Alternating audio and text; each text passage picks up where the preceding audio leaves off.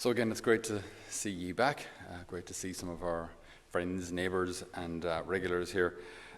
This is a fantastic time of the year for anyone who likes gardening, or for any of us of a farming background.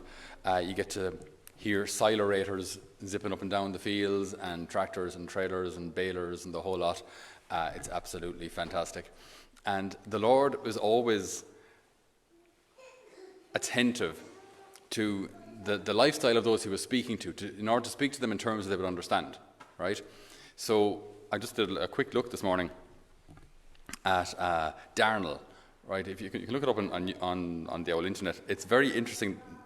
There are more and more details about it that help us understand the relevance of this particular idea for today's gospel. So Darnel and wheat, when they're planted together, when they're at the grass stage, now an attentive eye could probably spot the difference, but to most of us they look like grasses. You can't really tell the difference, right? So they look exactly the same. At the beginning, initially, they look the same. But when wheat ripens, I remember my dad always telling me, like, when, the wheat will grow, and then eventually the heads start to get heavy with wheat, and then they dip. And when they dip, then it's ready for harvesting, right? When the heads drop. When they're straight up, they're not ready for harvest. The heads are too light. You'll harvest the whole lot, and your yield will be very low. You have to wait until the head is so full that it starts to droop. Whereas Darnel doesn't hardly have any seed at all. So Darnel is much, much taller than wheat, grows straight up and stands tall, never bows its head, and has no fruit, or has very little fruit.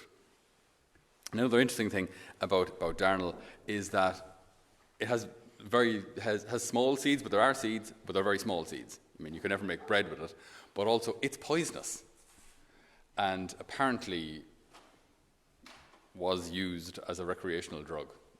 I'm not recommending it, but there you go. So it can actually cause death. So not only is there very little fruit, the fruit that it does produce can kill you. Okay? Now, so the people that Jesus was speaking to at the time would have known this. Darnel is just pure useless. It's a useless weed.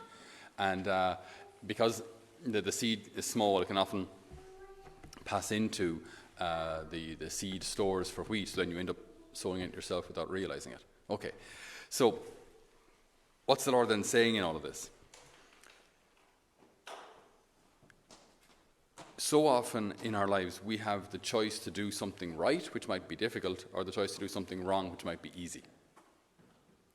This it's presented to us like the whole time, all of the time. In the business world, to be an honest businessman will cost you more. If you're good at dodging who you're supposed to pay, you'll make more money, so you'll be more successful. But that's not the way of the Lord.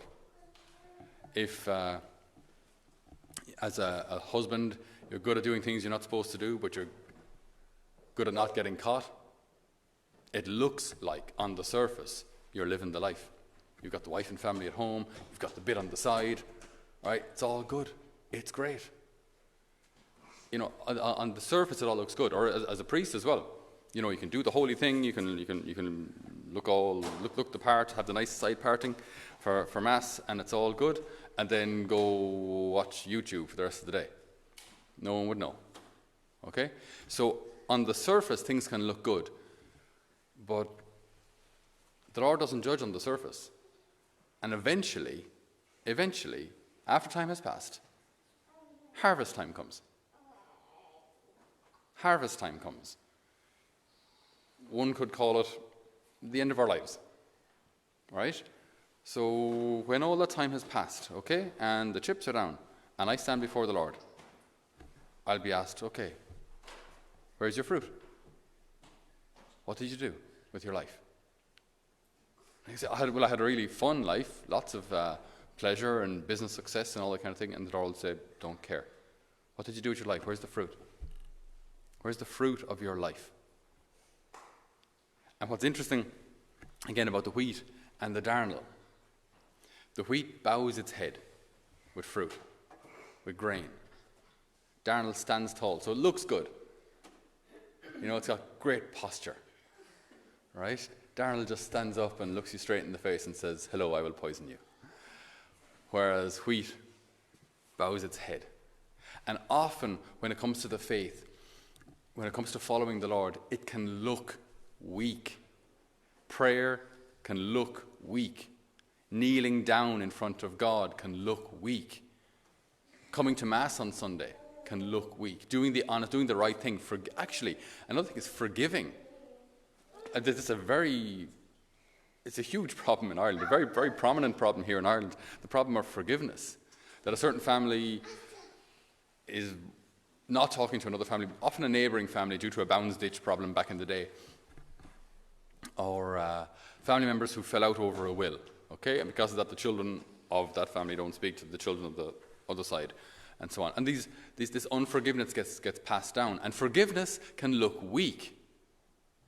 All right, if I say to the other family, look, something happened 70 years ago between our grandparents. I didn't even know what it was. But there's absolutely no reason for us not to be talking. That's ridiculous. So, let bygones be bygones. Let's make peace. We're family. That can actually look weak. Okay? And so I was thinking this morning as well about how, like, from a man's perspective, we had one guy pass through our doors here, and a big chap. And before he came here, he was even bigger. He was a 22-stone bodybuilder, which, for anyone who thinks in kgs, that would be 80, 140. No, hang on. Yeah, 150-ish kgs of muscle. Built like a V, right? Built like a just all chest. And he said, when I was walking down the street, I spent hours every day in the gym. And if you're not gymming, you're eating eggs. You're just trying to get calories. You're just trying to, you're having 2 breakfasts, one at 8 in the morning, one at 11. You're having your lunch. And you're just eating as much as you can. And he said, I was walking down the street thinking, I'm tiny. I'm embarrassingly thin. Everyone's looking at me because they're saying, my goodness, that guy doesn't eat. It was incredible, massive guy. But he was on a journey to discover what real masculinity was, what real strength was. Because real strength isn't in muscles or height or weight or prowess or success. It's not. In fact, if anything, for a man, eventually to get to the stage where he can kneel down in front of a woman, open a wee box, and say, I like you a lot, and I was just thinking, wondering, kind of hoping, sort of, that maybe you might kind of like me as well, and will you marry me? And he does this on one knee, kneeling down before her. Why? Chances are he's probably taller than her. It's not necessarily the case, but chances are he's probably taller than her. But he kneels down as an act of service. And so he puts his masculinity at her service. I kneel before you, and I take this risk of being rejected. Will you marry me? Okay, and often you see, again, big men, when they become fathers, they kneel down in front of their child. They pick up the little baby who has fallen. They change the nappy like all modern dads do. They serve. And so real masculinity isn't about muscles and the gym. Real masculinity is about putting your strength at the service of those you love. It's about bowing your head and doing what needs to be done. And so it is in the faith, that sometimes what we're asked to do can look weak. Do you know when you hear pray the rosary, oh Jenny, pray the rosary? I remember I went to school once and I mentioned the rosary, and they said, oh yeah, is that the dead prayer? I said, sorry, the what? The funeral, when you're putting the coffin down, you pray the rosary thing. Oh, the decade of the rosary at the funeral. Yeah, okay, it's not called the dead prayer. It's the rosary. Okay, decade of the rosary. And it can look weak. But these things can look weak, just like the wheat bowing its head can look weak. But then what do you get from, in fact, the more it bows its head, the heavier it is with fruit, the more bread you get from it, the more Guinness you get from it, right? The more fruit you get from it. The more it stands tall and looks proud, the more useless it is. And so in our faith, it does look weak at times. But inherent in it is real strength, and inherent in it is real fruit. Fruit that will last. And when we stand before the Lord, I think we will stand there as well with bowed heads, saying, Lord, I didn't really grow myself. I didn't plant myself. I didn't create myself.